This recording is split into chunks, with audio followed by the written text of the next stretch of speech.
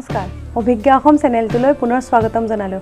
আজি আপোনালোকৰ বাবে এটা মাছৰ ৰেচিপি লৈ আহিছোঁ। আশা কৰোঁ আপোনালোকে ভালে পাব। আজিৰ ৰেচিপিটোত মই বনাম মাছৰ সৈতে চেংকচু। চেংকচুটো আপোনালোকে সকলোৱে চিনি পায়ে চাগে।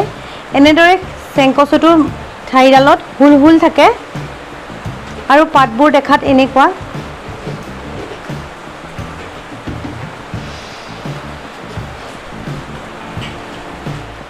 এই চেংকচুখিনি আমি আমাৰ বাৰীৰ পাছফালৰ পৰা আনিছোঁ। অলপ পানী জমা হোৱা ঠাইত এই কচুবিধ হয়। বজাৰতো এই কচুবিধ কিনিবলৈ পোৱা যায়। এনেদৰে আপোনালোকে চেংকচুকেইডাল কাটি ল'ব। মই এনেকৈ সৰু সৰুকৈ কাটি লৈছোঁ আৰু এই চেংকচুখিনি সম্পূৰ্ণকৈ কাটি লোৱাৰ পিছত মই এইখিনি অলপ সময় পানীত বইল হ'বলৈ দিম।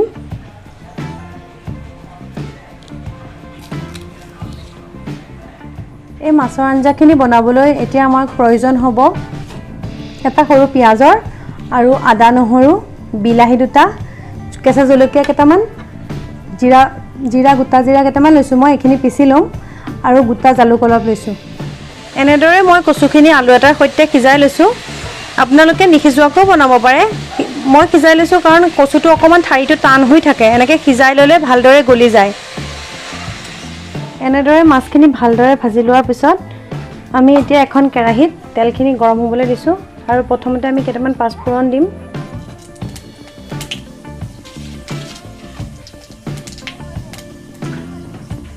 পাঁচফোৰণখিনি অকণমান ৰঙা হ'বলৈ দিব লাগে। ৰঙা হ'লে তেতিয়া চেণ্টটো ধুনীয়া আহে। এতিয়া পিঁয়াজ অকণ দিছোঁ আমি।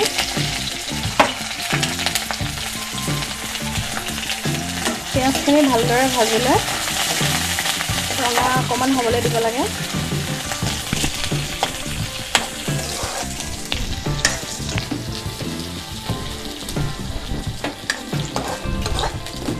পিঁয়াজখিনি ভালদৰে ৰঙচুৱাকৈ ভজাৰ পিছত এতিয়া পিচি থোৱা নহৰু আদাৰ পেষ্টখিনি দিছোঁ।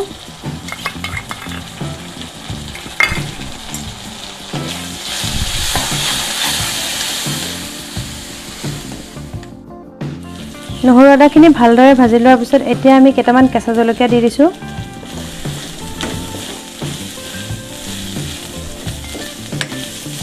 ইয়াৰ পাছতে আমি কাটি থোৱা বিলাহী দুটা দি দিছোঁ।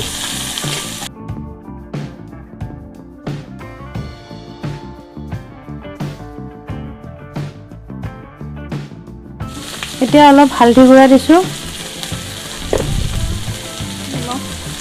সোৱাদ অনুযায়ী।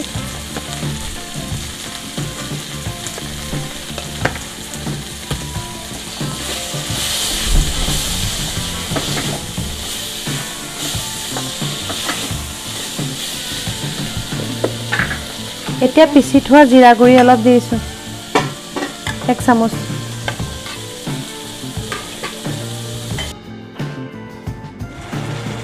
এনেদৰে 5 মিনিটমান ভাজি লোৱাৰ পিছত যেতিয়া মছলাখিনি ভালদৰে ভাজ খালে আমি এতিয়া ইয়াত সিজাই থোৱা চেংকচুখিনি দি দিম।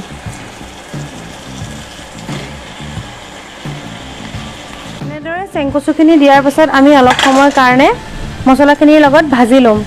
ভালদৰে 2 মিনিটমান ভজাৰ পিছত আমি ইয়াত অলপ পানী দিম। অলপমান গৰম পানী দি দিছোঁ।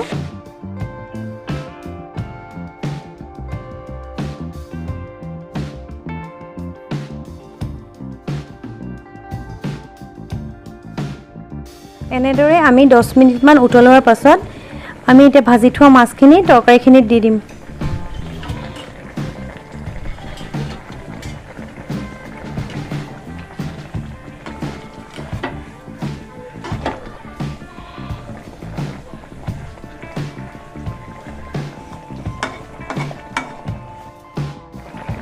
মাছখিনি দিয়াৰ পিছত আমি 10 মিনিটমান সময় এয়া উতলাই ল'লোঁ আৰু এতিয়া শেষত আমি অলপ জালুকৰ গুড়ি দি দিম। তৰকাৰীখিনি প্ৰায় খাব পৰা হৈছে। এয়া আমাৰ মাছৰ তৰকাৰী হৈ গৈছে। দেখিবলৈও বৰ ধুনীয়া হৈছে, খাবলৈও বহুত সোৱাদযুক্ত হৈছে। আপোনালোকেও এনেদৰে ঘৰতে বনাই খাব, বহুতেই ভাল লাগে। মাছ নোখোৱাসকলে মাছ নোহোৱাকৈও এইদৰে বনাই খাব পাৰে। এই চেংকচুবিধ খাবলৈ বিৰাট ভাল লাগে।